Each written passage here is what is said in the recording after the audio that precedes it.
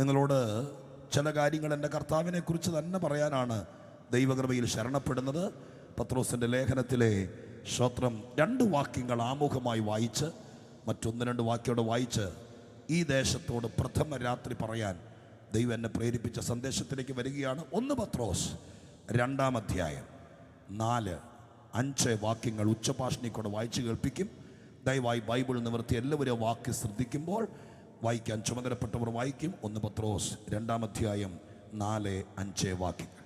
മനുഷ്യർ തള്ളിയതെങ്കിലും ദൈവസന്നിധിയിൽ ശ്രേഷ്ഠവും മാന്യവുമായ ജീവനുള്ള കല്ലായ അവന്റെ അടുക്കൽ വന്നിട്ട് നിങ്ങളും ജീവനുള്ള കല്ലുകൾ എന്ന പോലെ ആത്മീയ ഗ്രഹമായി യേശുക്രിസ്തു മുഖാന്തരം ദൈവത്തിന് പ്രസാദമുള്ള ആത്മീക യാഗം കഴിപ്പാൻ തക്ക വിശുദ്ധ പുരോഹിതവർഗമാകേണ്ടതിന് പണിയപ്പെടുന്നു. മതി. സ്തോത്രം.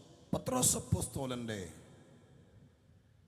ആത്മീക പ്രേരണയിൽ അല്ലെങ്കിൽ പത്രോസിനെ ദൈവമായ കർത്താവ് തിരുസഭയ്ക്ക് ഒരു ലേഖനം എഴുതാൻ വേണ്ടിയിട്ടുള്ള പ്രേരണ ദൈവമായ കർത്താവ് കൊടുത്ത് തൂലിക കയ്യിൽ കൊടുത്തപ്പോൾ അദ്ദേഹം ഈ ലേഖനത്തിൻ്റെ ആശയങ്ങൾ മുഴുവൻ ദൈവത്തിൻ്റെതാണെങ്കിലും ഇതിൻ്റെ അവതരണം മുഴുവൻ പത്രോസിൻ്റെ ജീവിതാനുഭവത്തിൻ്റെ പശ്ചാത്തലത്തിലാണ്.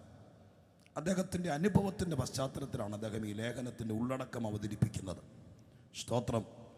എഴുത്തുകാർക്കും പ്രഭാഷകർക്കെല്ലാം ദൈവമായ കർത്താവ് ആവിഷ്കാര സ്വാതന്ത്ര്യം എന്ന് പറയുന്ന ഒന്ന് കൊടുത്തിട്ടുണ്ട്. എന്ന് പറഞ്ഞാൽ ഒരു ദൂത് ഒരു വീട്ടിൽ ചെന്ന് പറയണമെങ്കിൽ, ഒരു സഭയിൽ ചെന്ന് പറയണമെങ്കിൽ, ഒരു വ്യക്തിയോട് പറയണമെങ്കിൽ ദൈവം ആ ദൂതിൻ്റെ കണ്ടന്റ് ഏൽപ്പിക്കും. അതെങ്ങനെ പറയണം എന്നതിൻ്റെ സ്വാതന്ത്ര്യം പറയുന്നയാൾക്ക് ദൈവം കൊടുത്തിട്ടുണ്ട്. നന്നായി കുളിച്ചൊരുങ്ങി നല്ല വസ്ത്രമൊക്കെ ധരിച്ച് മാന്യമായി ചെന്ന് ദൂതിൻ്റെ ഗൗരവത്തിന് തക്കവണ്ണം പറയണോ അങ്ങനെ പറയാം. അതല്ല അല്ലാത്ത രീതിയിൽ അവതരിപ്പിക്കണമോ അങ്ങനെ പറയാം. ശാസ്ത്രത്തിൻ്റെ തെളിവ് കൊണ്ടോ വേദപുസ്തകത്തിൻ്റെ പശ്ചാത്തലത്തിലോ ആനുകാലിക വിഷയങ്ങളുടെ വെളിച്ചത്തിലോ അതല്ലെങ്കിൽ സ്വന്തം ജീവിതാനുഭവത്തിലോ എങ്ങനെ വേണമെങ്കിലും ദൈവത്തിൻ്റെ ദൂത് പറയാൻ ദൈവമായ കർത്താവ് സ്വാതന്ത്ര്യം എഴുത്തുകാർക്കും പ്രഭാഷകർക്കും കൊടുത്തിട്ടുണ്ട്. അതുകൊണ്ടാണ് ഈ ജനപ്രിയ പ്രസംഗികരും എഴുത്തുകാരൊക്കെ ഉണ്ടാവുന്നത്. അല്ലെങ്കിൽ എല്ലാം ഒരുപോലെ ഇരിക്കുകയല്ലേ? എല്ലാവരും പറയുന്ന സുവിശേഷമാണ്, എല്ലാവരും പറയുന്ന കർത്താവിനെയാണ്, എല്ലാവരും പ്രസംഗിക്കുന്ന ദൈവരാജ്യമാണ്. പക്ഷേ ജനത്തിനതെങ്ങനെ പകരണം എന്നതിനെക്കുറിച്ച് ദൈവം കൊടുത്തിരിക്കുന്ന സ്വാതന്ത്ര്യം തിട്ടമായിട്ട് ഉപയോഗിക്കുമ്പോൾ അത് പ്രയോജനപ്പെടാനിടയാകും. പൗലോസ് ഉപയോഗിച്ച രീതിയല്ല പത്രോസ് തൻ്റെ ലേഖനത്തിൽ ഉപയോഗിച്ചത്.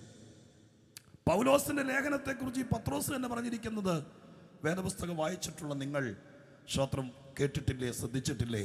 പത്രോസ് പറഞ്ഞിരിക്കുന്നത് ഇങ്ങനെയാണ്: പൗലോസിൻ്റെ എഴുത്തുകളിൽ പലതും ഗ്രഹിക്കാൻ ബുദ്ധിമുട്ടുണ്ട് എന്ന് ഈ പത്രോസിൻ്റെ ലേഖനത്തിൻ്റെ അവസാനത്തിൽ അദ്ദേഹം എഴുതിയിട്ടുണ്ട്. അതിനർത്ഥം എന്താ? പൗലോസ് എഴുതിയത്, പൗലോസ് ഒരു ജ്ഞാനിയാണ്. വേദവ്യാഖ്യാതാക്കളുടെ അഭിപ്രായം അനുസരിച്ച് അദ്ദേഹം വിദ്യാഭ്യാസം ഉള്ളവനാണ്.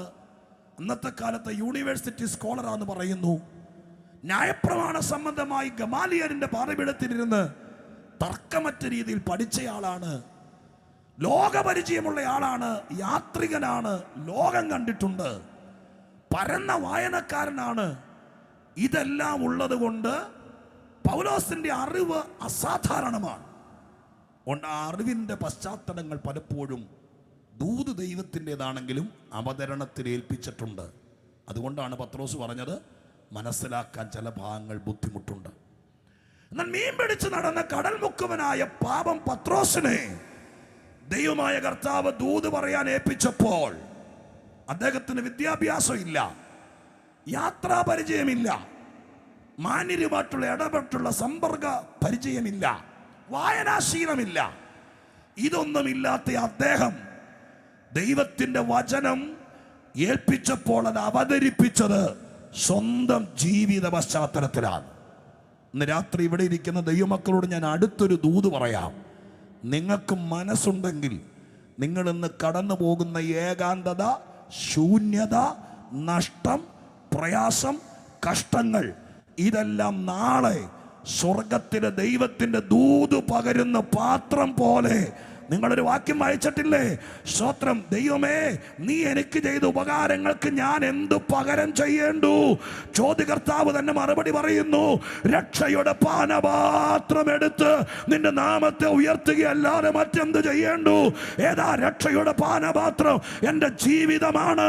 ഇതിനകത്തേക്ക് ദൈവം രക്ഷ പകർന്നത് കൊണ്ടാണ് ഇന്ന് രാത്രി ഇവിടെ ഇരിക്കാൻ പറ്റിയത്, മാന്യനായി നിൽക്കാൻ പറ്റിയത്, കുഞ്ഞുങ്ങൾ അനുഗ്രഹിക്കപ്പെട്ടത്. സ്വർഗത്തിലെ ദൈവത്തിന് രക്ഷ പകർന്നു തന്നത് സ്തോത്രം ഒരു പാത്രത്തിലല്ല, ഈ മൺകൂടാരത്തിലേക്കാണ്. ഹല്ലേലൂയ. അതുകൊണ്ട് ഇന്ന് രാത്രി ദൈവാത്മാവ് ഈ വാക്യത്തിലൂടെ ദൂത് പറഞ്ഞു തുടങ്ങുകയാണ്. എന്നോട് കർത്താവ് പറയുന്ന വാക്കിന്റെ വ്യാഖ്യാനങ്ങളാണ് പറയുന്നത്.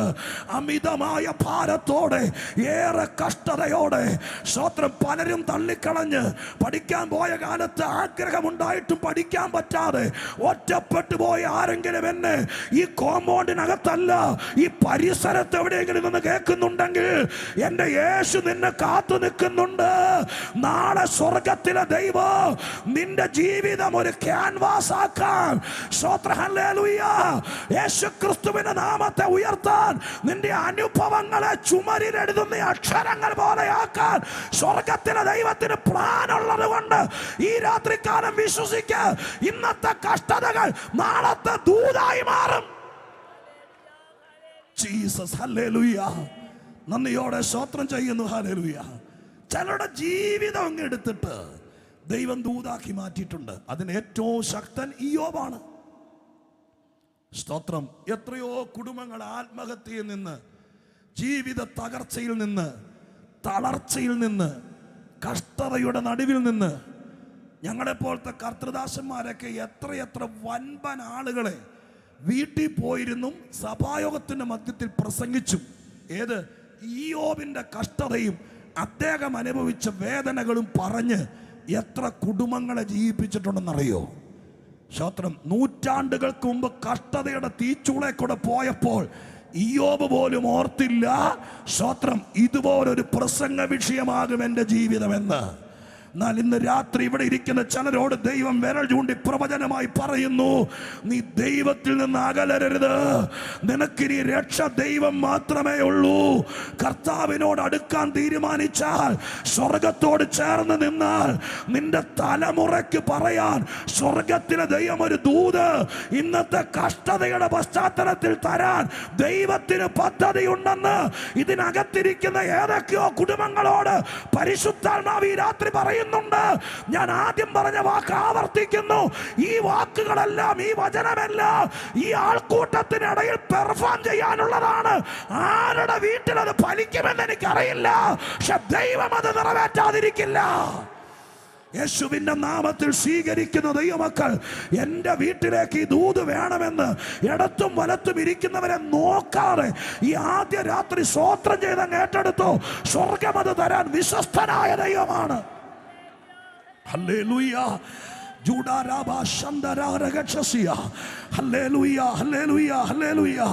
കർത്താവിന്റെ നാമത്തിൽ മഹത്വത്തിന്റെ രാജാവിന്റെ ശക്തിയിൽ ഇന്ന് രാത്രികാലം ആ വചനം ഏറ്റെടുക്ക്. ആ വചനം ഫലിക്കട്ടെ. എൻ്റെ ഇന്നത്തെ കഷ്ടത, ഞാൻ ദൈവത്തെ അറിഞ്ഞവനാണ്, ഞാൻ പ്രാർത്ഥിക്കുന്നതാണ്. നിങ്ങളുടെ സഭ ഏതുമാകട്ടെ, നിങ്ങളുടെ പശ്ചാത്തലം ഏതുമാകട്ടെ, സ്വർഗം നിന്നെ, ഞാൻ ആദ്യം പറഞ്ഞു തുടങ്ങിയ വാക്കോർക്കുന്നുണ്ടോ? വെൺമണി ക്രൂസൈഡ് നിന്നെ ദൈവത്തിൽ നിന്ന് അകറ്റത്തില്ല, നിന്നെ പ്രോത്സാഹിപ്പിക്കും, നിന്നെ നിരാശപ്പെടുത്തത്തില്ല, നിന്നെ ഉത്സാഹിപ്പിക്കും. അതുകൊണ്ട് ഇന്ന് രാത്രി പുൽപിറ്റിൽ നിന്ന് സ്വർഗത്തിലെ ആത്മാവ് പറയുന്നു, നിന്നെ മുന്നോട്ട് നയിക്കാൻ ദൈവാത്മാവ് ഇന്ന് രാത്രി നിന്റെ ജീവിതാനുഭവങ്ങളെ തന്നെ ദൂതാക്കി മാറ്റുമെന്ന്. ഹല്ലേലൂയ.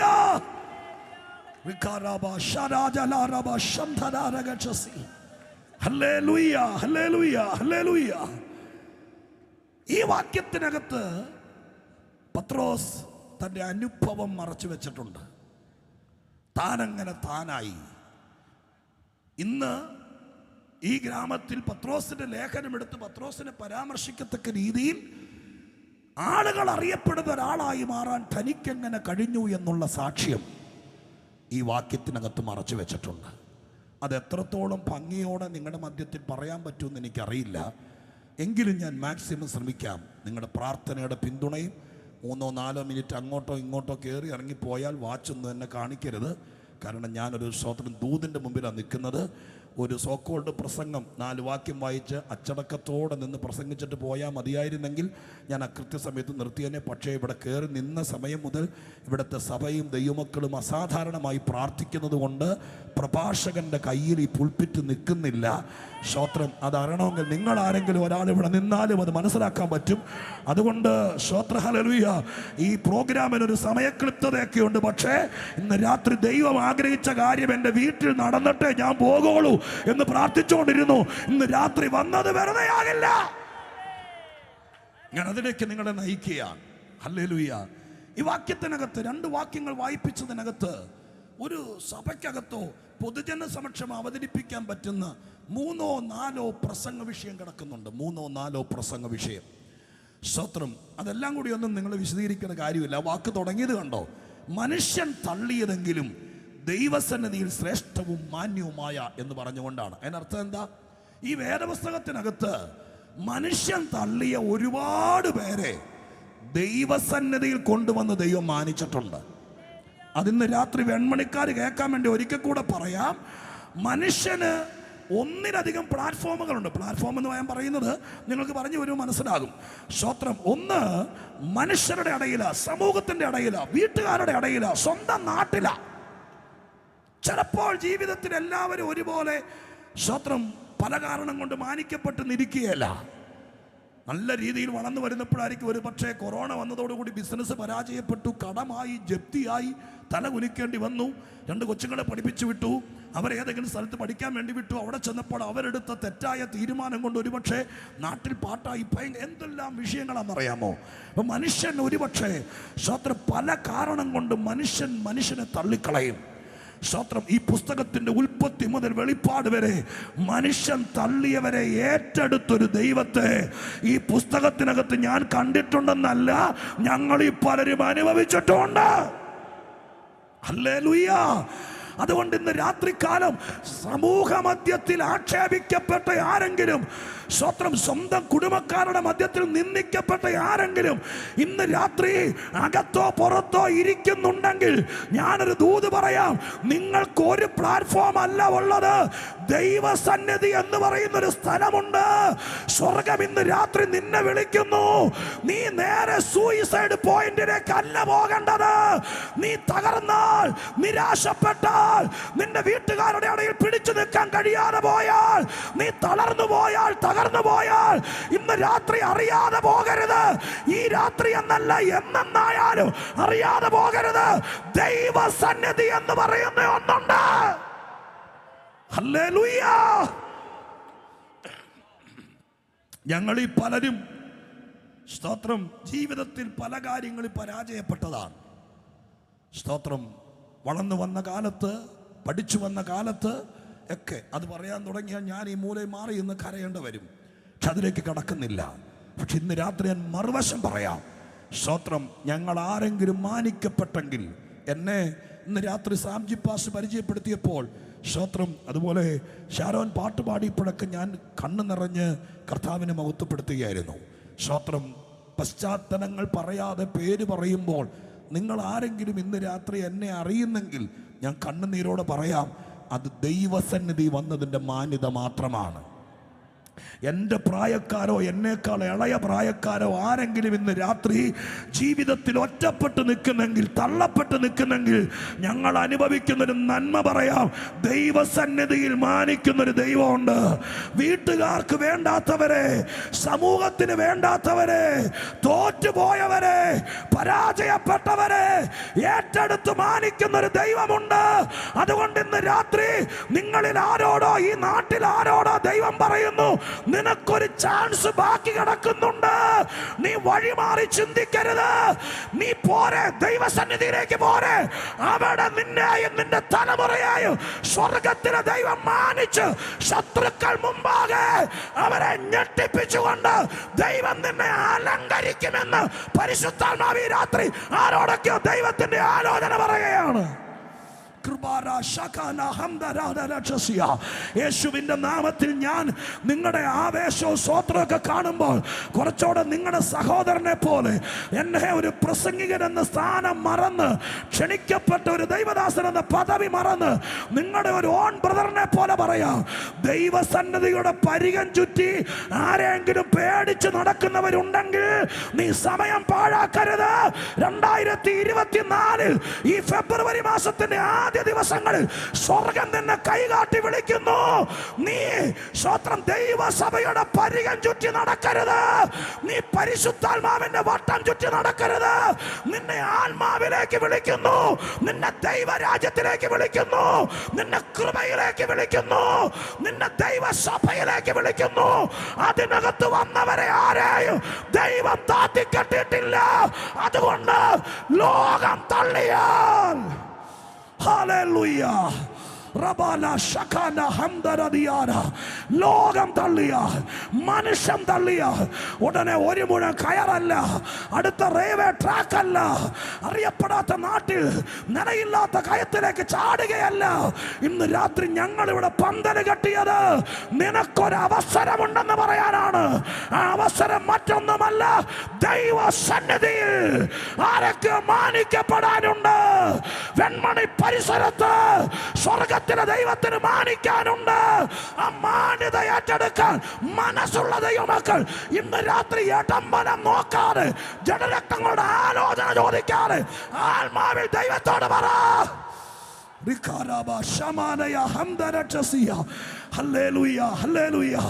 ദൈവസന്നിധിയിൽ മാനിക്കപ്പെടാം, ദൈവസന്നിധിയിൽ മാനിക്കപ്പെടാം. ഇന്ന് നിനക്ക് 10 ലക്ഷം രൂപ കടമുണ്ടായിരിക്കും. ഒരുപക്ഷെ ഇന്ന് രാത്രികാലം നിന്റെ ജീവിതത്തിൽ നീ കൊച്ചായി പോയി കാണൂ. നിന്റെ വിവാഹ ജീവിതം നിന്നെ വല്ലാതെ ഉലച്ചു കാണൂ. നിന്റെ വീട്ടുകാർ നിന്നെ പള്ളു പറഞ്ഞു കാണൂ. നിന്നെ പലരും പറ്റിച്ചു കാണൂ. നിന്നെ വിദേശത്ത് കൊണ്ടുപോകാന്ന് പറഞ്ഞ് നിന്നെ ചതിച്ചു കാണൂ. അതുകൊണ്ട് നീ തീർന്നെന്ന് വിചാരിക്കരുത്. ഇന്ന് രാത്രി മനുഷ്യൻ തള്ളുമ്പോൾ 2 കരവും നീട്ടി ഏറ്റെടുക്കുന്ന ദൈവത്തെ ഞങ്ങൾ ഉയർത്തുകയാണ്. ആ ദൈവത്തിന്റെ കയ്യിലേക്ക് ഏൽപ്പിക്കുക. അടിയനിതാന്ന് പറ. എന്നെ കുറിച്ച് പുസ്തക ചുരുളിൽ എഴുതിയിട്ടുണ്ടെങ്കിൽ ഞാൻ വരുന്നു കർത്താവേ എന്ന് പറ. ഹല്ലേലൂയ. ദൈവത്തിങ്കിലേക്ക് വന്നവരെ ദൈവം കൈവിടുകയില്ല. മാനിക്കുന്ന ദൈവമാണ്. അതങ്ങനെ തന്നെയാണെന്ന് വിശ്വസിക്കുന്നവർ കരമുയർത്തി ഒരു ആമേൻ പറഞ്ഞേരെ. യെസ്, ഇത്രയും സാക്ഷികളുടെ പശ്ചാത്തലത്തിൽ ഞാൻ ബാക്കി ദൂത് പറയാം. കേൾക്കൂ പ്രിയപ്പെട്ടവരെ. സ്തോത്രം. ആ ഭാഗത്ത് അടുത്ത വാചകം എഴുതിയിരിക്കുന്നത് എങ്ങനെയാണ്? മനുഷ്യൻ തള്ളിയതെങ്കിലും ദൈവസന്നിധി ശ്രേഷ്ഠവും മാന്യവുമായ ജീവനുള്ള കല്ലായ അവൻ്റെ അടുക്കൽ വന്നിട്ട്. ഇവിടെയാണ് എൻ്റെ പ്രസംഗത്തിൻ്റെ വഴിത്തിരിവ് കിടക്കുന്നത്. സ്തോത്രം. ആ വാക്ക് നിങ്ങൾ കണ്ടോ? പത്രോസ് തൻ്റെ ലേഖനത്തിനകത്ത് മറ്റാരും പറയാത്ത രീതിയിൽ യേശുക്രിസ്തുവിനെ 3 പ്രത്യേക പദങ്ങളിലൂടെ അവതരിപ്പിച്ചിട്ടുണ്ട്. 3 പ്രത്യേക പദങ്ങൾ. യേശുക്രിസ്തുവിന് ദൈവത്തിന് വേദപുസ്തകത്തിൽ പരിചയപ്പെടുത്താൻ ഒരുപാട് പദങ്ങൾ വിശുദ്ധ ബൈബിൾ ഉപയോഗിച്ചിട്ടുണ്ട്. ഞാൻ സ്തോത്രം ദൈവത്തിൻ്റെ വചനം ഗ്രഹിക്കുകയും പഠിക്കുകയും ചെയ്യാൻ ആഗ്രഹിക്കുന്നൊരു പഠിതാവായിരിക്കയാൽ ഈ ഒരു കാര്യം എൻ്റെ മനസ്സിനകത്ത് വന്നപ്പോൾ, ഏത് ദൈവത്തിന് വിശുദ്ധ ബൈബിളിനകത്ത് ഒട്ടനവധി പേരുകൾ കൊണ്ട് പരിചയപ്പെടുത്തിയിട്ടുണ്ടെന്നുള്ള തിരിച്ചറിവ് എൻ്റെ മനസ്സിനകത്ത് കൊറോണയ്ക്കൊക്കെ കുറേ കാലങ്ങൾക്ക് മുമ്പ് വന്നപ്പോൾ ഞാനതിരുന്ന് പരിശോധിക്കാൻ തുടങ്ങി. ആ പരിശോധനയ്ക്കകത്ത് ഏകദേശം 400-ൽ പരം പേരുകൾ ദൈവത്തിനും യേശുക്രിസ്തുവിനും പരിശുദ്ധാത്മാവിനുമായി വേദപുസ്തകത്തിനകത്ത് ചേർത്തിട്ടുണ്ട്. 400-ൽ പരം പേരുകൾ. സ്തോത്രം. ഞാൻ പറഞ്ഞത് നിങ്ങൾ തെറ്റിദ്ധരിച്ചോന്നറിയില്ല. 400-ൽ പരം ദൈവം ഉണ്ടെന്നല്ല പറഞ്ഞത്.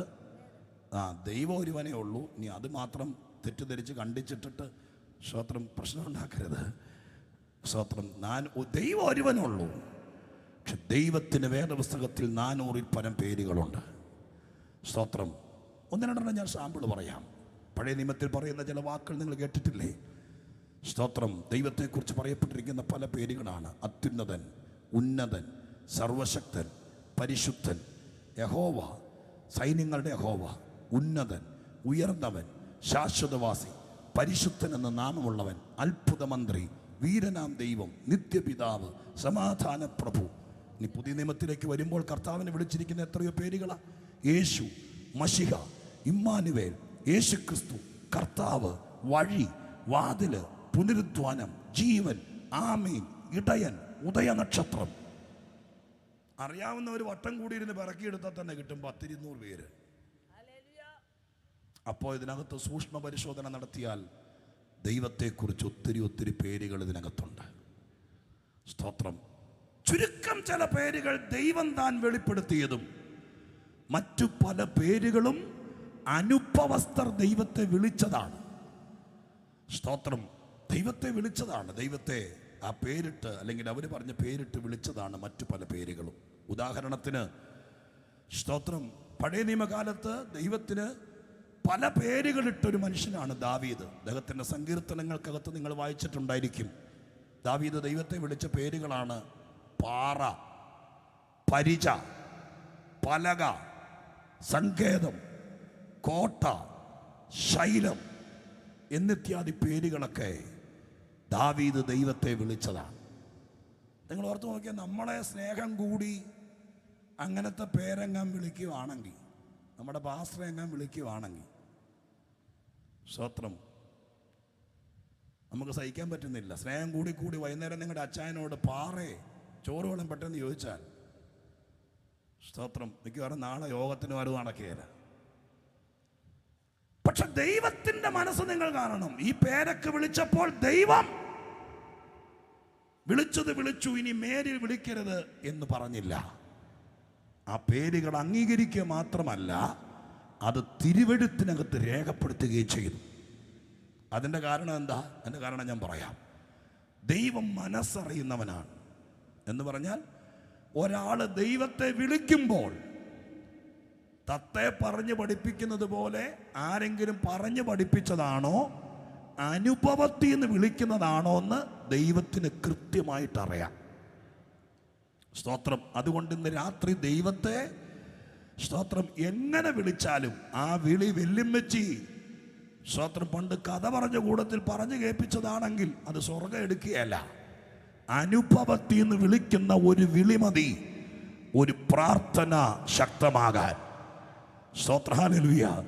ദാവീദ് ദൈവത്തെ പാറയെന്നും പരിചയം എന്നൊക്കെ വിളിക്കുമ്പോൾ ദൈവത്തിനറിയാം അതൊരു ഇരട്ടപ്പേരിട്ട് വിളിച്ചതല്ല. പിന്നെയോ സ്തോത്രം, തൻ്റെ ജീവിതത്തിനകത്ത് പലവട്ടം പലരും സായുധ സന്നാഹത്തോടെ സ്തോത്രം ദാവീദിനെ ഇല്ലാതാക്കാൻ വേണ്ടി അലകും പിടിയുമുള്ള കുന്തവുമായി ശൗലൊക്കെ ചുമരിനോട് ചേർത്ത് വെച്ച് ഒന്നിലധികം പ്രാവശ്യം കുത്തി എന്ന് എഴുതിയിരിക്കുന്നത്.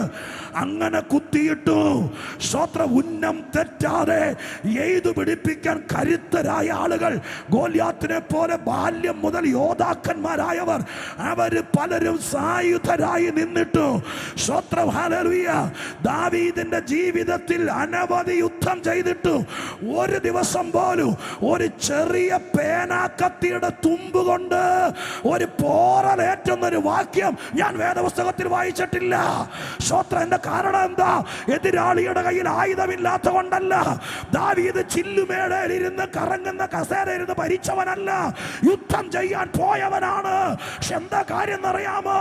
തന്റെ അഭിഷിക്തനാകയാൽ, തനിക്ക് വേണ്ടിയുള്ളവനാകയാൽ അവനെ പരിച കൊണ്ടെന്ന വണ്ണം മറയ്ക്കാൻ ഈ ദൈവം ശക്തനായിരുന്നു എന്ന് സ്വന്തം അനുഭവത്തിൽ നിന്ന് മനസ്സിലാക്കിയ ദാവീദ് ദൈവത്തെ വിളിച്ച പേരാണ്. അങ്ങനെക്കൊരു ആരാധന മൂർത്തിയല്ല, അങ്ങനെക്കൊരു വിഗ്രഹമല്ല, അങ്ങന്റെ പരിചയാണ്. ഇന്ന് രാത്രി ഞാൻ ദൈവാത്മാവിൽ വീണ്ടും ദൂത് സ്വർഗമെന്റെ അകത്ത് പറയുകയാണ്.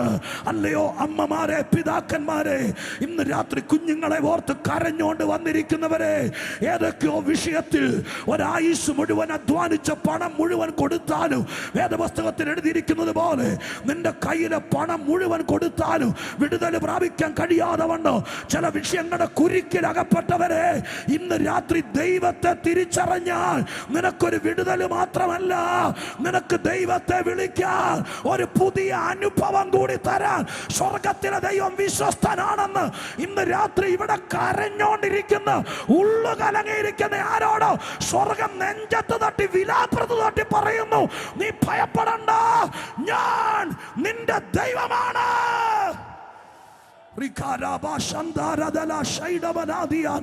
ഇതൊക്കെ പറയുമ്പോൾ എൻ്റെ ഉള്ളം ഇന്ന് രാത്രി പിടയ്ക്കുകയാണ്.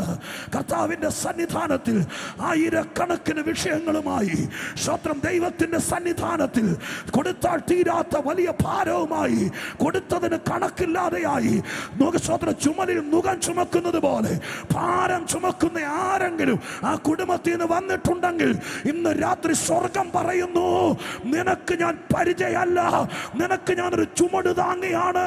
നിന്റെ ഭാരം എന്റെ മേലിട്ടോ, സ്വത്രം അത് ദൈവം താങ്ങിക്കൊള്ളാം എന്നിന്ന് രാത്രി ഒരു പുസ്തകത്തിൽ വായിച്ചു കേൾക്കുകയല്ല, അനുഭവത്തിലാക്കാൻ ദൈവത്തിന് ഇന്ന് രാത്രി കാലം കഴിയും.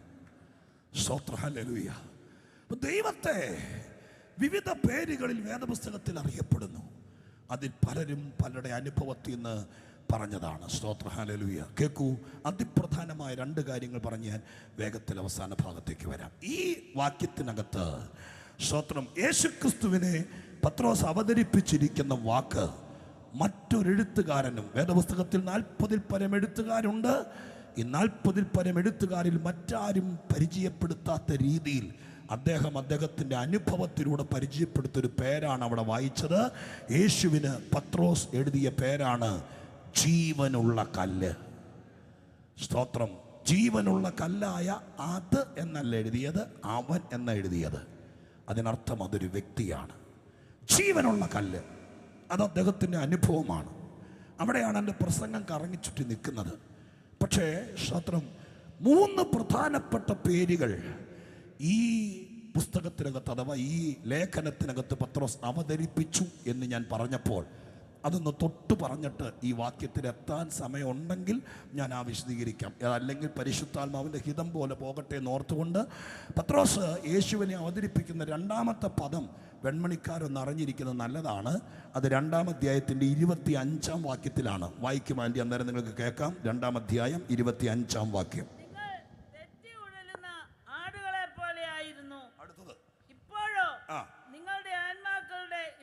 അടുത്ത വാക്ക് ആ വാക്ക് നിങ്ങൾ കേട്ടെ. യേശുവിനെ പത്രോസ് അവതരിപ്പിക്കുകയാണ് 2ാമത്തെ വാചകത്തിലൂടെ. പണ്ട് നിങ്ങൾ തെറ്റി ഉഴലുന്ന ആടുകളെ പോലെയായിരുന്നു. ഇപ്പോഴത്തെ പ്രത്യേകത എന്താ? നിങ്ങളുടെ ആത്മാക്കളുടെ ഉടയവൻ, അതല്ല അടുത്ത വാചകം, അധ്യക്ഷനുമായവങ്കിലേക്ക് മടങ്ങി വന്നിരിക്കുന്നു.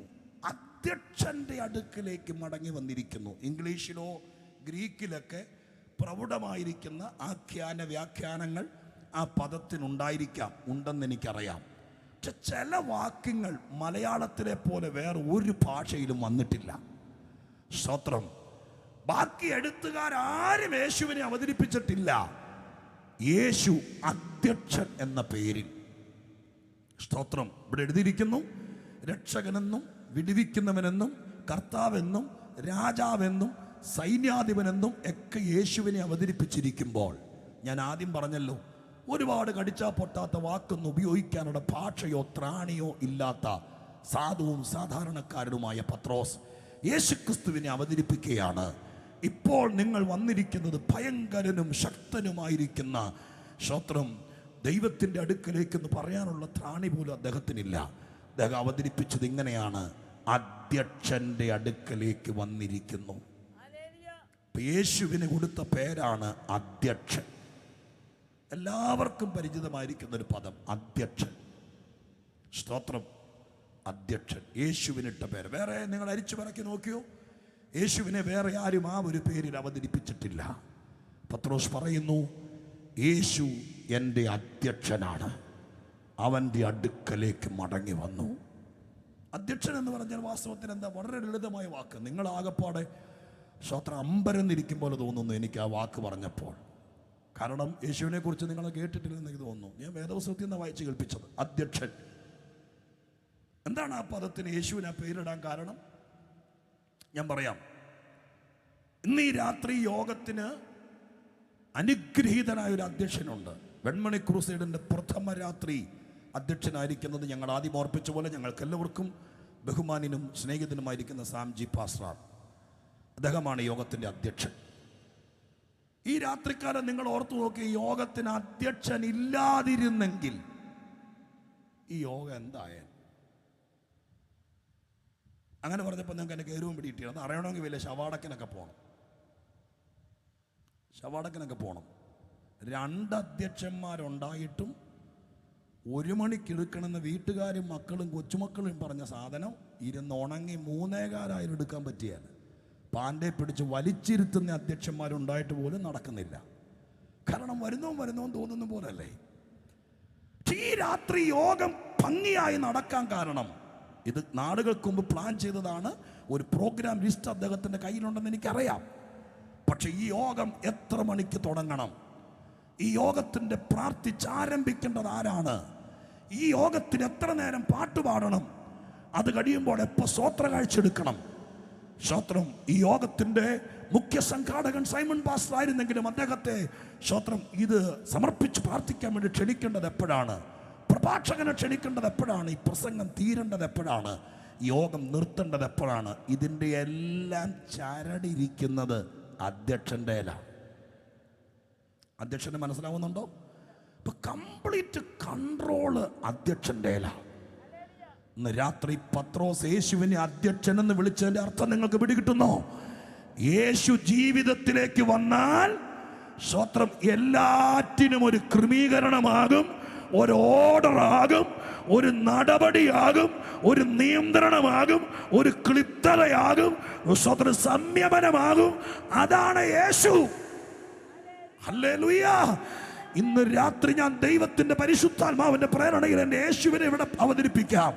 സ്വത്രം കർത്താവ് ഇന്ന് രാത്രിക്കാലം ചൂരവടിയും കൊണ്ട് ചെയ്തതൊന്നും ഒത്തില്ലെന്നും പറഞ്ഞുകൊണ്ട് നിരുത്തരവാദിയായി മനുഷ്യനെ സൃഷ്ടിച്ചു വിട്ടിട്ട് അവൻ പറഞ്ഞതൊത്തില്ല നിന്നതൊത്തില്ല എന്ന് പറഞ്ഞ് ശാസിക്കാനും ശിക്ഷിക്കാനും ഇരിക്കുന്ന ഒരു നിർഗുണ പരബ്രഹ്മമല്ല അവൻ. പിന്നെയോ ഇന്ന് രാത്രി മനസ്സുണ്ടെങ്കിൽ നിന്റെ കുടുംബത്തിന്റെ അധ്യക്ഷനാകാൻ യേശു സന്നദ്ധനാണ്. നിന്റെ ജീവിതത്തിന്റെ അധ്യക്ഷനാകാൻ ഇന്ന് രാത്രി കർത്താവ് സന്നദ്ധനാണ്. നിന്റെ സാമ്പത്തിക മേഖലയുടെ അധ്യക്ഷനാകാൻ എന്റെ കർത്താവ് സന്നദ്ധനാണ്. യേശു അധ്യക്ഷനായാൽ അന്ന് മുതൽ കൺട്രോൾ യേശുവിനാണ്. ഹല്ലേലൂയ. കൺട്രോൾ യേശുവിനാ. പിന്നെ യേശുവാണ് തീരുമാനിക്കുന്നത്. ഇവിടത്തെ അധ്യക്ഷൻ പറഞ്ഞതുപോലെ ആര് പ്രാർത്ഥിക്കണം ആര് പ്രാർത്ഥിക്കണ്ട ഇതൊക്കെ തീരുമാനിച്ചത് അധ്യക്ഷനായിരിക്കുന്ന പോലെ യേശുവാണ് തീരുമാനിക്കുന്നത് ബാക്കി കാര്യങ്ങൾ. അതിൻ്റെ ഒരു തെളിവോടെ പറയാനേ ഒരുപക്ഷെ നേരം കിട്ടുള്ളൂ. വേദപുസ്തകത്തിൽ കർത്താവ് അധ്യക്ഷനായ എത്രയോ രംഗങ്ങളുണ്ടെന്നറിയാമോ? അതെല്ലാം കൂടി കൂട്ടി വെച്ചാൽ ഒരു 3-4 പ്രസംഗത്തിൻ്റെ വഴിയുണ്ട്. സ്തോത്രം. ഒറ്റ തെളിവ് മാത്രം ഞാൻ പറയാം. ശ്രദ്ധിച്ചു കേട്ടോ, ഒറ്റ തെളിവ് മാത്രം ഞാൻ പറയാം. സ്തോത്രം. ഹല്ലേലൂയ. സ്തോത്രം. യായിറോസിൻ്റെ വീട് വേദപുസ്തക പരിചയമുള്ള നിങ്ങൾക്ക് എല്ലാവർക്കും അറിയാം. യായിറോസിനെ നമ്മൾ വേദപുസ്തകത്തിൽ അറിയാൻ കാരണം സ്തോത്രം തൻ്റെ ഇളയ മകൾ 12 വയസ്സുള്ള കുഞ്ഞ് മരിക്കത്തക്ക രോഗം പിടിപെട്ടു. ആ സന്ദർഭത്തിൽ അദ്ദേഹം ഒരു പള്ളിപ്രമാണിയാണ്. യഹൂദൻ്റെ പള്ളിയുടെ സൂക്ഷിപ്പുകാരനും താക്കോല് കൈവശമുള്ളവനാണ്. പക്ഷെ കുഞ്ഞ് മരിക്കാൻ പോകുമ്പോൾ പ്രാർത്ഥനയും അവരുടെ കർമ്മങ്ങളൊക്കെ ചെയ്തു നോക്കിയിട്ടും രക്ഷയില്ലാത്തൊരു സ്ഥിതിയിലേക്ക് വന്നിരിക്കുന്ന സമയത്ത് പള്ളിപ്രമാണിയായിരിക്കുന്ന യഹൂദനായിരിക്കുന്ന യായിറോസിന് അറിവ് കിട്ടിയിരുന്നു. നമ്മുടെ നാട്ടിലൂടെ മരുന്നില്ലാതെ മാരക രോഗങ്ങൾ സൗഖ്യമാക്കുന്ന ഒരുവൻ നടക്കുന്നുണ്ട്. അവന്റെ പേര് യേശു എന്നാണ്. യഹൂദ മതത്തിന് അവന് ഇഷ്ടമല്ലെങ്കിലും യായിറോസിന് അറിയായിരുന്നു ഏത് മരണവും നീക്കുന്നവനാണ് യേശു. അതുകൊണ്ട് എൻ്റെ ഭാവന കൂടി ചേർത്ത് പറയാം. സ്തോത്രം. ഊർദ്ധശ്വാസം വലിച്ച് കുഞ്ഞു മരണത്തിലേക്ക് പോകുന്ന സമയത്ത് എൻ്റെ ചിന്ത കൂടി, ഞാൻ വേദപുസ്തകം വായിക്കുമ്പോൾ അതൊരു നടനവേദിയിലെ രംഗം പോലെ കണ്ടുകൊണ്ട് ആ ഭാഗം പഠിക്കും. സ്തോത്രം. അതുകൊണ്ട് എനിക്ക് അധികം ശ്രദ്ധിക്കാൻ പറ്റുന്നുണ്ട്. ഞാൻ ആ ഭാഗം കണ്ടു. കുഞ്ഞ് മരണത്തോട് അടുക്കുക, അറിയിക്കേണ്ടവരൊക്കെ അറിയിച്ചു വന്നു പോയിക്കൊണ്ടിരിക്കുമ്പോൾ പെട്ടെന്ന് യായിറോസ് ആരോടും പറയാതെ എന്ന് അവിടെ എഴുതിയിട്ടില്ല. പക്ഷെ എൻ്റെ ഭാവനയാണ്. കാരണം എന്താ? യഹൂദന്റെ വീട്ടിൽ നിന്ന് അന്ത്യശ്വാസം വലിക്കാൻ തുടങ്ങുന്ന കുഞ്ഞിന്റെ ഇട്ടിട്ട് അപ്പൻ പുറത്തേക്ക് പോകുന്നത് മാന്യതയല്ല. സ്തോത്രം. ഹല്ലേലൂയ. പറഞ്ഞാ വിടിയല്ല. അതുകൊണ്ട് അവൻ ഇറങ്ങി ആരോടും പറയാതെ, പണ്ട് അബ്രഹാം ഇസഹാക്കിനെ കൊണ്ട് സാറയോട് പോലും പറയാതെ മോറിയ മലയിലേക്ക് പോയതുപോലെ കൊച്ചു ചാവാൻ തുടങ്ങുമ്പോൾ അമ്മാച്ചനോടോ മാവിയോടോ ഭാര്യയോടോ ആരോടും പറഞ്ഞില്ല. ആരോട് പറഞ്ഞാൽ ഇപ്പൊ നടക്കുകയല്ല. ഇന്ന് രാത്രി ഞാനൊരു ദൂത അതിന്റെ കൂടെ സുവിശേഷമായി പറയാം. നിനക്ക് കർത്താവിന്റെ അടുക്കിലേക്ക് പോകണമെന്ന് ആഗ്രഹം ഉണ്ടെങ്കിൽ ഒരു മനുഷ്യരോട് പറഞ്ഞാൽ നടക്കുകയല്ല. നിന്റെ വീട്ടുകാരോട്, ജീവിത പങ്കാളിയോട് പറഞ്ഞാൽ നടക്കുകയല്ല. നിനക്ക് ആ പ്രേരണ ഉണ്ടെങ്കിൽ ഇന്ന് രാത്രി യായിറോസിനെ പോലെ, പള്ളിപ്രമാണിയെ പോലെ നിനക്ക് ആവശ്യമുണ്ടെങ്കിൽ യേശുവിനെ തേടി ഇറങ്ങ്. അവൻ നിന്റേതായി മാറും. അതുകൊണ്ട് ഇന്ന് രാത്രി ജഡരക്തങ്ങളോട് ആലോചന ചോദിച്ച് ആയുസ് പാഴാക്കാതെ നിന്റെ തീരുമാനം ഉറയ്ക്കുന്ന ആഴ്ചയായിരിക്കട്ടെ ഈ ആഴ്ച. ഹല്ലേലൂയ. ദൈവമക്കൾ പ്രാർത്ഥിച്ചുകൊണ്ടിരുന്നു. പരിശുദ്ധാത്മാവ് ചിലരെ തട്ടി ഉണർത്തുന്നുണ്ട്. യോഗത്തിന് ഭാരമുള്ള ദൈവദാസന്മാരും ദൈവമക്കളും ആത്മനിറവിൽ സ്വത്രം പറഞ്ഞുകൊണ്ടിരുന്നു. അവസാന ഭാഗത്തേക്ക് വരികയാ. ഞാൻ ഒരിക്കൽ കൂടെ പറയുന്നു, യേശുവിനെ നിനക്ക് ആവശ്യമാണോ? നിനക്ക് കാര്യം പിടികിട്ടിയോ? അങ്ങ് എത്ര പ്രമാണിയാണെങ്കിലും, അങ്ങ് എത്ര വലിയ വീട്ടിൽ ജനിച്ച ആളാണെങ്കിലും, യേശുവിനെ നിനക്ക് ആവശ്യമാണെന്ന് തോന്നിയാൽ, ഈ യേശു വിടുവിക്കുമെന്ന് തോന്നിയാൽ, ഈ കർത്താവിനെ നിനക്ക് ഗുണം വരുമെന്ന് തോന്നിയാൽ, നിന്റെ തലമുറയ്ക്ക് വിടുതൽ വേണോ, കർത്താവിനെ കൊണ്ട് കഴിയത്തുള്ളത് തോന്നിയാൽ പിന്നെ ആരോടും ചോദിക്കരുത്, പിന്നെ സമയം നോക്കി നിൽക്കരുത്. ഇന്ന് രാത്രി യായിറോസിനെ പോലെ ആത്മ സാന്നിധ്യത്തിലേക്ക് ഇറങ്ങി വരാൻ തയ്യാറായാൽ നിന്റെ വീട് മരണ വീടല്ല, അത്ഭുത വീടായി മാറും.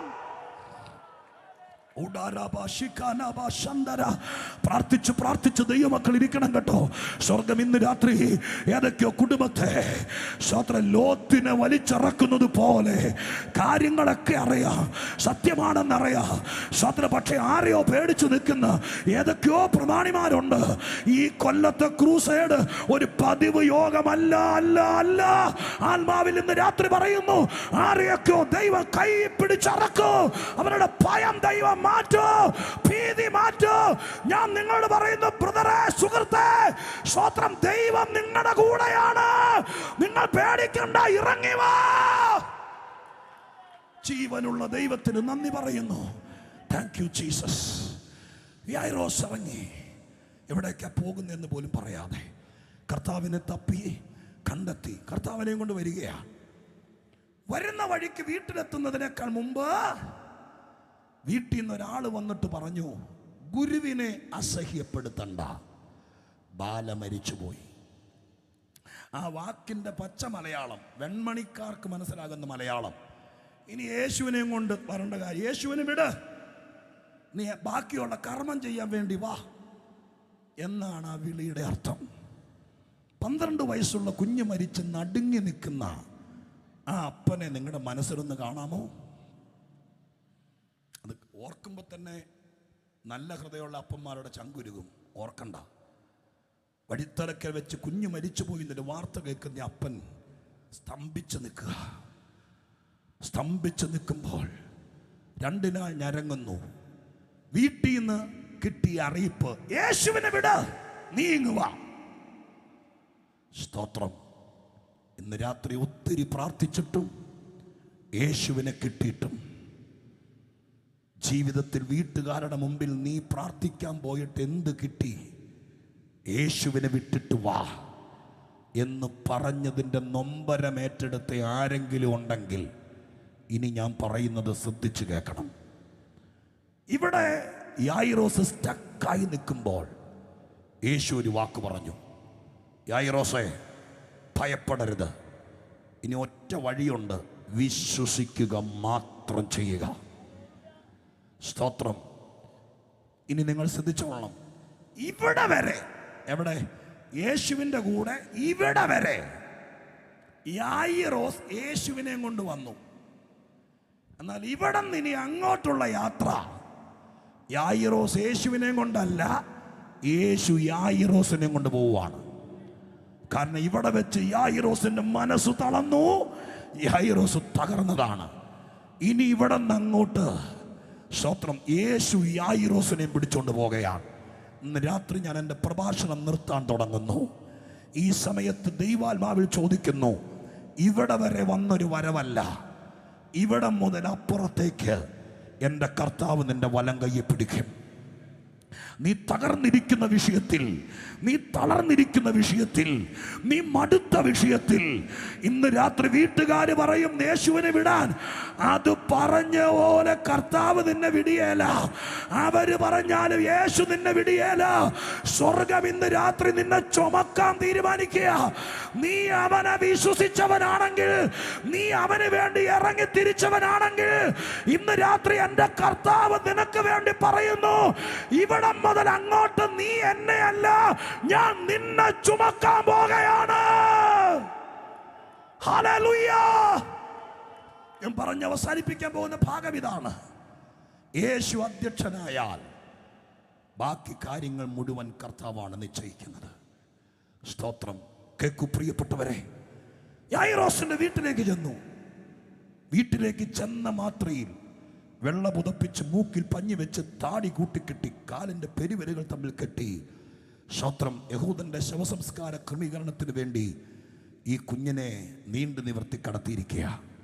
12 വയസ്സ് വരെയുള്ള കുഞ്ഞ് മരിച്ച പഴയ കാലം, ഇന്നത്തെ പോലത്തെ കാലമല്ല.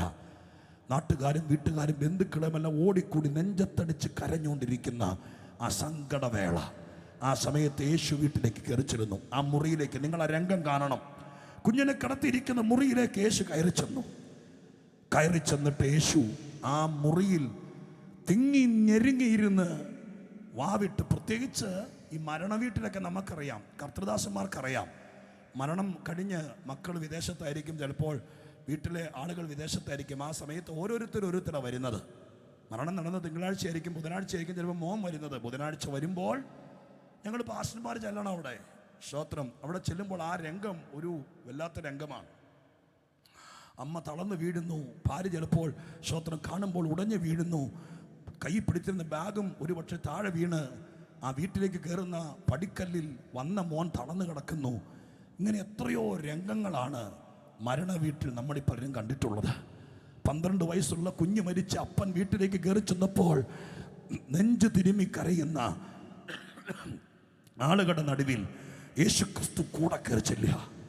കർത്താവ് അങ്ങ് ചെന്നിട്ട് പറഞ്ഞ വാക്ക് നിങ്ങൾ വായിച്ചിട്ടുണ്ടോ? എന്നെ ഒന്ന് ശ്രദ്ധിക്കണം. 3 മിനിറ്റോടെ സ്തോത്രം. യേശു അധ്യക്ഷനായുള്ള ഗുണം പറഞ്ഞ് ഞാൻ മൈക്ക് അധ്യക്ഷന് കൊടുക്കാം.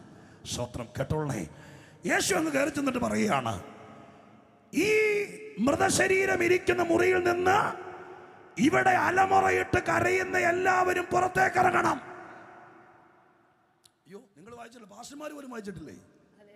സ്തോത്രം. യേശു പറഞ്ഞ വാക്കാണ്. ഇവിടെ ഇരുന്ന് കരയുന്ന അമ്മാച്ചനും മാവിയും കൊച്ചപ്പനും ഉപ്പാപ്പനും കസിനും ആരാണെങ്കിലും കുഴപ്പമില്ല. ഈ മുറിക്കകത്തിരുന്ന് ശവത്തിന്റെ അടുക്കരുന്ന് കരയുന്ന മുഴുവൻ ആളുകൾ പുറത്തിറങ്ങാം. കുഞ്ഞിന്റെ അപ്പനും അമ്മയും എന്റെ കൂടെ വന്നവരിൽ പ്രധാനികളായ 3 പേരും ഒഴിച്ച് ബാക്കി എല്ലാവരും പുറത്തിറങ്ങണം. നിങ്ങൾ എന്താ ഈ പറയുന്നേ? യേശുക്രിസ്തു ആ വീട്ടിൽ ഒരു രക്തബന്ധമുള്ള ആളല്ല. യഹൂദന്റെ വീട്ടിൽ യേശു അംഗീകരിക്കപ്പെട്ട ഒരാളല്ല. യായിറോസ് വിളിച്ചോണ്ട് വന്ന് അവിടെ വന്ന് മരണ വീട്ടിൽ വന്നിട്ട് നമ്മുടെ നാട്ടിലാണെങ്കിൽ നിങ്ങളുടെ വീട്ടിലാണെങ്കിൽ നടക്കുമോ? വാവിട്ട് കരയുമ്പോൾ ആള് കളിക്കാൻ നേരെ വന്നിട്ട് എല്ലാവരും ഇറങ്ങാൻ പറഞ്ഞ് ഇറങ്ങൂ. ഞാൻ സൂക്ഷിച്ചു വായിച്ചിട്ട് എൻ്റെ കർത്താവിനെ കെട്ടിപ്പിടിച്ച് സ്തോത്രം പറഞ്ഞൊരു രംഗമുണ്ട്. സ്തോത്രം.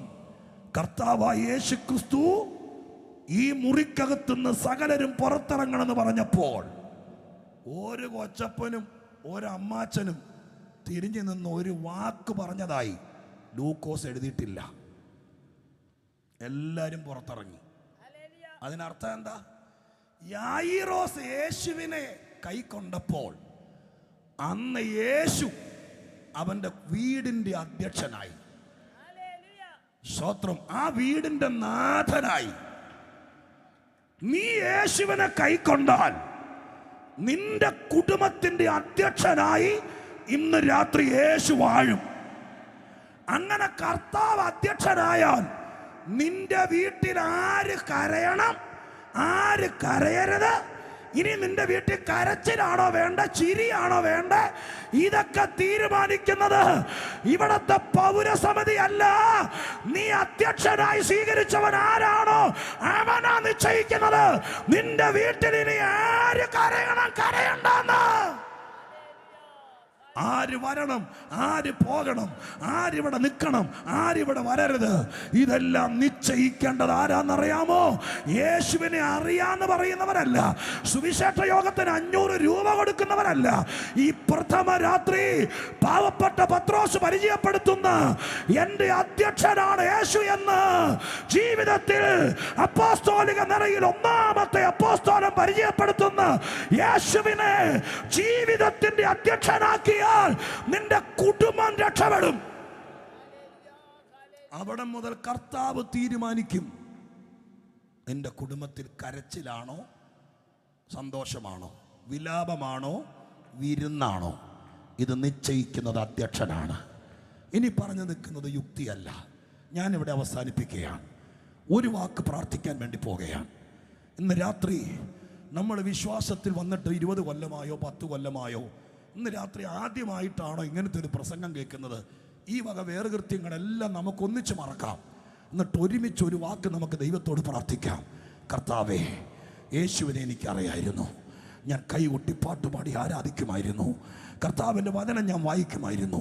പക്ഷെ ഇന്ന് രാത്രി ഞാൻ കേട്ടത്, യേശു അധ്യക്ഷനായാൽ എൻ്റെ കുടുംബത്തിനകത്തെ ചില കാര്യങ്ങൾ കൺട്രോളാകുമെന്ന്. അതിന്ന് രാത്രി നടക്കണമെന്ന് ആഗ്രഹിക്കുന്ന ദൈവമക്കൾ അവരെത്ര പേരുണ്ടോ അവരെല്ലാവരും കൂടി കരമുയർത്തി ദൈവത്തിന് സ്തോത്രം ചെയ്താട്ടെ. അയ്യോ, ഇത്രയും ദൈവമക്കളുള്ള സ്ഥിതിക്ക് കരമുയർത്തിയവരെല്ലാവരും ഒരു നിമിഷം എഴുന്നേറ്റ് നിന്നാട്ടെ. ഒരു നിമിഷം ഈ എഴുന്നേൽക്കുന്ന സമയത്ത് ദയവായി നിങ്ങൾ ആരും പെട്ടെന്ന് പുറത്തേക്ക് പോകരുത്. 2 മിനിറ്റ് മാത്രം എഴുന്നേറ്റ് നിൽക്കുക. ആരോഗ്യമുള്ളവർ എഴുന്നേറ്റ് നിൽക്കുക. എഴുന്നേറ്റ് നിൽക്കുന്ന കൂടെ കേട്ട ദൂതിന്റെ ഏതെങ്കിലും ഒരു ഭാഗം നിങ്ങളെ തൊട്ടെങ്കിൽ, നിങ്ങളെ സ്പർശിച്ചെങ്കിൽ, നിങ്ങൾക്കിന്ന് രാത്രിക്കാലം എൻ്റെ യേശു ഒരു പടി കൂടി കടന്ന് എന്റെ ജീവിതത്തിന്റെ അധ്യക്ഷ സ്ഥാനത്തേക്ക് ആ കസേര വലിച്ചിട്ട് കൊടുക്കുകയാണ് ഞാൻ ആത്മാവിൽ കാണുന്നത്. ഒരു ഡ്രൈവർ സീറ്റ് മാറി കയറുന്നത് പോലെ ഇന്ന് രാത്രി ഇവിടെ നിന്ന് പ്രാർത്ഥിക്കുന്ന ചിലരുടെ ജീവിതത്തിന്റെ ഡ്രൈവിംഗ് സീറ്റിലേക്ക് ആരാധനായ യേശു ഇന്ന് രാത്രിക്കാലം മാറി കയറുന്ന രംഗം ഞാൻ ആത്മാവിൽ കാണുകയാണ്. അത് മക്കളുടെ ജീവിതത്തിൽ വേണോ, നിങ്ങളുടെ കുഞ്ഞിനെ വിവാഹം കഴിച്ചയച്ച വീട്ടിൽ വേണോ, എവിടെ വേണമെന്ന് ഇപ്പോൾ ഇവിടെ നിന്ന് ഉറക്കെ പ്രാർത്ഥിച്ചോ. സ്വർഗ്ഗം അത് ചെയ്യാൻ പോകുകയാണ്.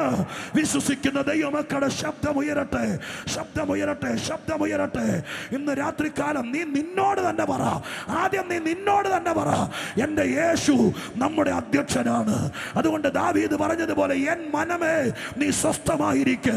ഇന്ന് രാത്രി മുതൽ കാര്യങ്ങൾക്ക് മാറ്റം വരുമെന്ന് പറ. യേശുവിന്റെ നാമത്തിൽ ഇന്ന് രാത്രി ആത്മാവിൽ പറ. ഇന്നലെ വരെ നിന്നെ നയിച്ചോണ്ടിരുന്നത്, നിന്റെ കുഞ്ഞിന് പഠിക്കാൻ വേണ്ടി ആരോ 50,000 രൂപ തന്നു. അന്ന് മുതൽ അങ്ങേര് നിന്റെ വീടിന്റെ സാറായി. പുള്ളി പറയുന്നവരെ നടക്കത്തുള്ളൂ. എന്നാൽ ഇന്ന് രാത്രി ചില മുഖങ്ങളെ പൊട്ടിച്ചുകൊണ്ട് എന്റെ യേശു പറയുന്നു, ഇന്ന് രാത്രി നീ എന്നെ കർത്താവേ എന്ന് വിളിച്ചാൽ, ആമേൻ ആമേൻ ആമേൻ. വിശ്വസിക്കുന്ന ദൈവമക്കൾ ഒരുമിച്ച് ആരവത്തോടെ ആത്മനിറവോടെ കർത്തൃദാസന്മാർ ഉൾപ്പെടെ ഒരു കൂട്ടം ആളുകളുടെ അധ്യക്ഷനായി ഇന്ന് രാത്രി യേശു വരികയാണ്. കരമടിച്ചു അന്യഭാഷ പറഞ്ഞു ആത്മശക്തിയോടെ. പ്രായമുള്ള പിതാക്കന്മാരെ, കർത്തൃദാസന്മാരെ, സ്തോത്രം, നിങ്ങൾ എല്ലാവരും ചേർന്ന് പ്രാർത്ഥിച്ചു നിൽക്ക്. അനുഗ്രഹിക്ക്. ആ ഇടത്തും വലത്തും ഒക്കെ നിൽക്കുന്നവരെ അനുഗ്രഹിച്ച് പ്രാർത്ഥിക്കുക. ദൈവദാസ, ഇവരുടെ ജീവിതത്തിന് കണ്ണുനീര് മാറട്ടെ. ഏതു സഭയെന്ന് വന്നവരായാലും വെൺമണി ക്രൂസൈഡ് ഒരു പൊതുയോഗമാണ്. കർത്താവിന്റെ നാമത്തെ ഉയർത്താൻ ഈ സഭ ക്രമീകരിച്ചതാണ്.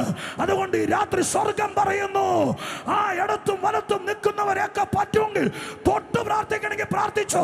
സ്വർഗം ഇന്ന് രാത്രി പറയുന്നു, അവന്റെ കുടുംബത്തിന്റെ അധ്യക്ഷനായി, അവന്റെ ജീവിതത്തിന്റെ അധ്യക്ഷനായി സങ്കടങ്ങൾ മാറ്റി, വിലാപങ്ങൾ മാറ്റി ഞാൻ ആത്മാവിൽ കാണുകയാ. ആ കുഞ്ഞിന്റെ മൂക്കിൽ തിരികെ കയറ്റിയ പഞ്ഞിയെടുത്ത്, താടി കെട്ടിയ ചാക്കട്ടഴിച്ച്, പെരുവിരൽ കൂട്ടിക്കെട്ടിയത് അഴിച്ച്, ഇന്ന് രാത്രി പുതപ്പിച്ചിട്ട് വെള്ളശീല യേശുവിന്റെ നാമത്തിൽ ഇന്ന് രാത്രി എടുത്ത് പറത്തിക്കളഞ്ഞ്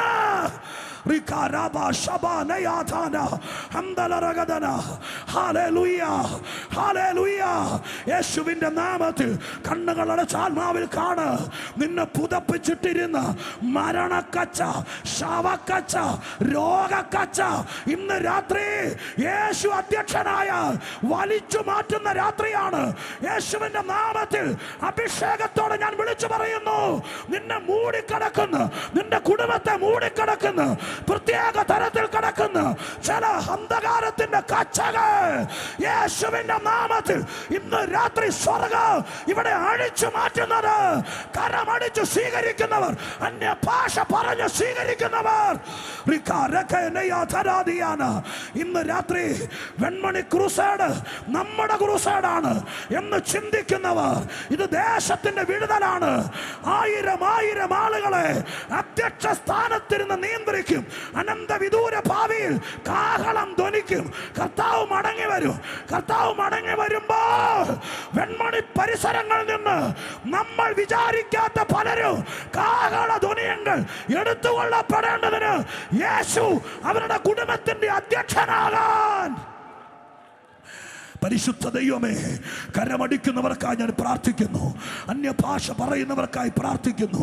ശുശ്രൂഷയുള്ളവർക്കായി, രാത്രിയാമങ്ങളിൽ ഉണർന്ന് പ്രാർത്ഥിക്കുന്നവർക്കായി, കർത്താവേ, പ്രാർത്ഥനയിൽ വെളിപ്പാട് കാണുന്നവർക്കായി, ദൈവമേ, പ്രവചന ദൂത് പറയുന്നവർക്കായി, എൻ്റെ യേശുവിൻ്റെ നാമത്തിൽ വയോധികരായ കർത്തൃദാസന്മാർക്കായി, ഇടയ ശുശ്രൂഷ ചെയ്യുന്നവർക്കായി, ഈ രാത്രികാലം കർത്താവിൻ്റെ സന്നിധാനത്തിൽ സഭയ്ക്ക് ത്വാണും തൂണുമായി നിൽക്കുന്നവർക്കായി, ദൈവദാസന്മാർക്ക് കൈത്താങ്ങൾ കൊടുക്കുന്നവർക്കായി അങ്ങയുടെ നാമത്തിൽ ഞാൻ പ്രാർത്ഥിക്കുന്നു. കർത്താവേ, ഇന്ന് രാത്രി അവർ അനുഗ്രഹിക്കപ്പെടട്ടെ. കർത്താവേ, അവരുടെ തലമുറകൾ അനുഗ്രഹിക്കപ്പെടട്ടെ. ഏതെങ്കിലും വിധത്തിൽ കർത്താവിനെ പ്രസാദിപ്പിക്കാൻ മനസ്സുള്ളവർ അവരെ സ്വാതന്ത്ര്യമില്ലാതെ അടച്ചിട്ടിരിക്കുന്നെങ്കിൽ ഇന്ന് രാത്രി കാരാഗ്രഹത്തിൽ അധ്യക്ഷനായി വന്ന് തന്നിക്കുള്ളവരെ പുറത്തിറക്കിയ നാഥനെ, സ്വർഗം ഇന്ന് രാത്രി ഇറങ്ങി വരണമേ. അധ്യക്ഷൻ അധ്യക്ഷൻ അധ്യക്ഷൻ ഇന്ന് രാത്രി നടകൊള്ളട്ടെ. കയ്യിൽ പിടിച്ചോണ്ട് മടങ്ങിപ്പോട്ടെ. കർത്താവ് ഒരു വാക്ക് പറഞ്ഞല്ലോ, യായിറോസ് ഇവിടെ വരെ യേശുവിനെ കൊണ്ട് വന്നു, ഇവിടെ മുതൽ അങ്ങോട്ട് യേശു അവനെ കൊണ്ട് പോയെന്ന്. ഇന്ന് രാത്രി ചിലര് കരഞ്ഞാ വന്നത്, വീട്ടിലേക്ക് തിരിച്ചു ചെല്ലുന്നത് കാരാഗ്രഹത്തിലേക്ക് പോകുന്നത് പോലെയാ. കടഭാരം കൊണ്ട്, ബുദ്ധിമുട്ട് കൊണ്ട്, ഒന്നും രണ്ടും പറഞ്ഞുള്ള കലഹം കൊണ്ട് ആ വിധത്തിൽ പോരാടി നിൽക്കുന്ന ശക്തമായ പോരുകൾ അഴിയട്ടെ. യേശുവിന്റെ നാമത്തിൽ ദൈവിക വിടുതൽ ഇപ്പോൾ വ്യാപരിക്കട്ടെ. ദൈവം അത് ചെയ്യുന്നതിന് സ്തോത്രപ്പ. വെൺമണി ക്രൂസേഡിനായി പ്രാർത്ഥിക്കുന്നു. ഈ ക്രൂസേഡ് ഒരാഴ്ച നീണ്ടു നിൽക്കുമ്പോൾ കർത്താവ് എന്നോട് പറയാൻ പറഞ്ഞു, വചനം പെർഫോം ചെയ്യുമെന്ന്. അതിവിടെ സംഭവിക്കട്ടെ.